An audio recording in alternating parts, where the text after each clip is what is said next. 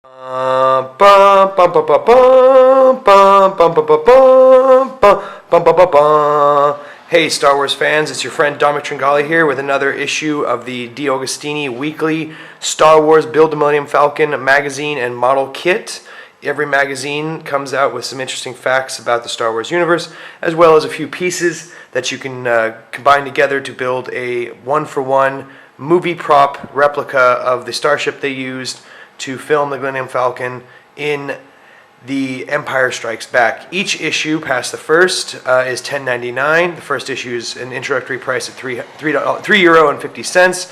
So that takes my grand total I've spent so far up to €245.28. Okay, so let's dive right into this. So they had this article about the Imperial capital ship Star Destroyer deployment.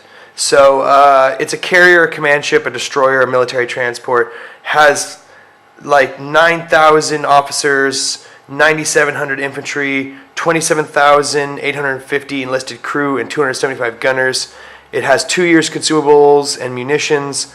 It has the HoloNet transmitter and transceiver. Repair and recovery vehicles, a prefabricated garrison base. I mean, it can carry 36,000 tons. And each sector of the galaxy has 24 of these bad boys just patrolling. I think this is, like I've said this before, the Star Destroyers are the most badass movie starship there is. I mean, I would love to build a scale replica of that, but I'm sure that would cost quite a bit. But actually, the model would be smaller than my Millennium Falcon because it was only 0.9 meters long. Believe it or not, like I said, the blockade runner, Princess Leia's ship 10-4, was actually bigger, but using force perspective, they would make it seem like those ships were bigger. It's a great tool if you've ever experimented with using models in filmmaking. You create fake depth, and this idea of depth perception gets all screwed up. It's pretty cool. Anyway, then we go back to Yavin 4 to talk about the Massassi Temple. As we talked about before, it was originally built by a Sith Lord called Nagasado, and they built the whole place with force powers. Like, they didn't actually have any tools because it's pretty twisted story actually to think that was the home of the Rebel Alliance. It became a rebel base.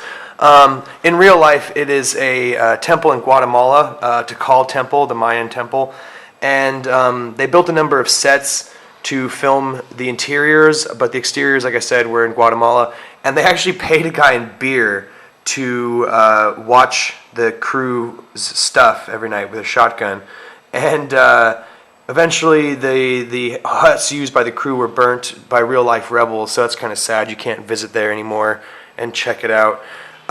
So the life support systems is this article, Secrets of Starflight. So obviously the YT-1300 is being marketed to tons of different species, not just humans. So they needed to have a variety of life support systems.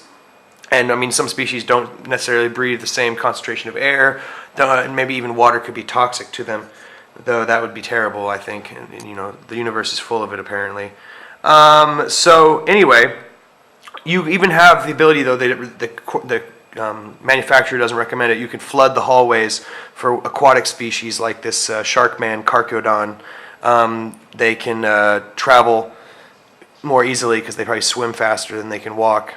But that's definitely a way of protecting your ship. Not to mention you're a swimming shark. That's pretty badass. So here you see this cutaway of the Millennium Falcon, showing essentially where the water storage units are and where the bunks are, auxiliary cooling units, blah, blah, blah, environmental controls. And then some more stuff about drone ships. If you have a drone ship, you don't actually need to have water or oxygen, and they actually recycle their urine. I was pretty sure that's what they would end up doing, but for more water, they recycle their urine.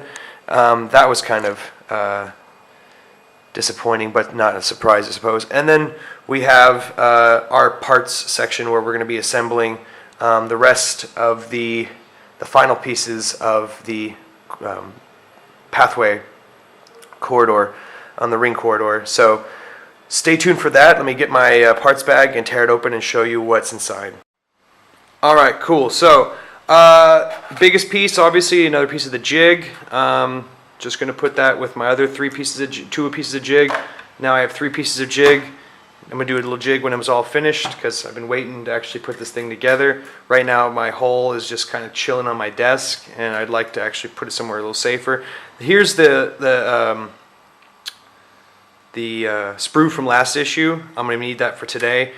Here is the other piece of the corridor that we'll be working with.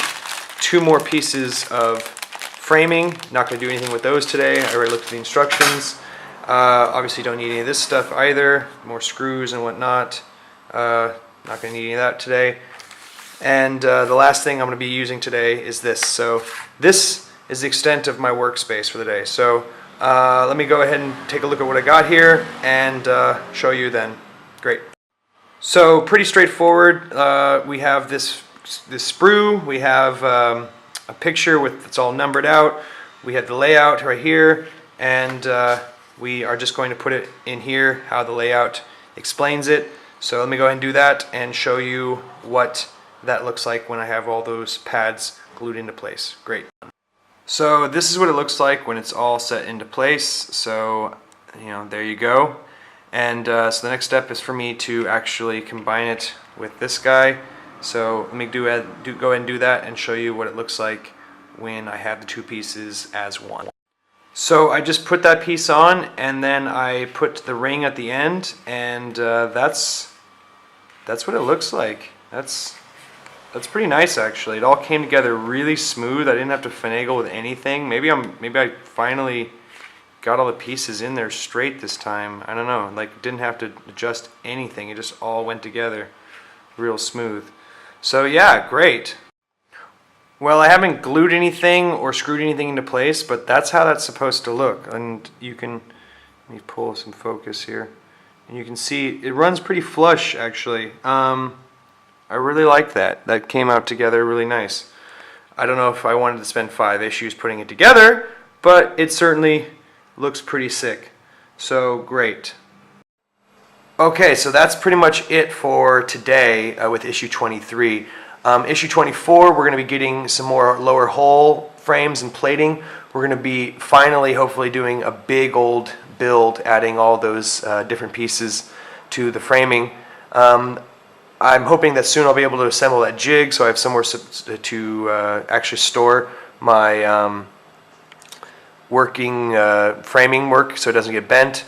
And eventually I'd like to actually affix all these hull plates to the frame and have them stick on permanently or semi-permanently until I screw them in. So join me for issue 24. Question of the day is going to be, would you be comfortable drinking recycled urine in space if you had to? If that was the only way to get water, drinkable water, was to drink recycled piss, how would you respond to that? Leave your comments down below leave your answers down below as a comment. Go ahead and hit that like button. If you haven't already, subscribe to the channel. Check out our other 22 videos that we've done so far. And if you're subscribed, you won't miss issue 24 when it comes out next week. All right, guys, take care. See you soon.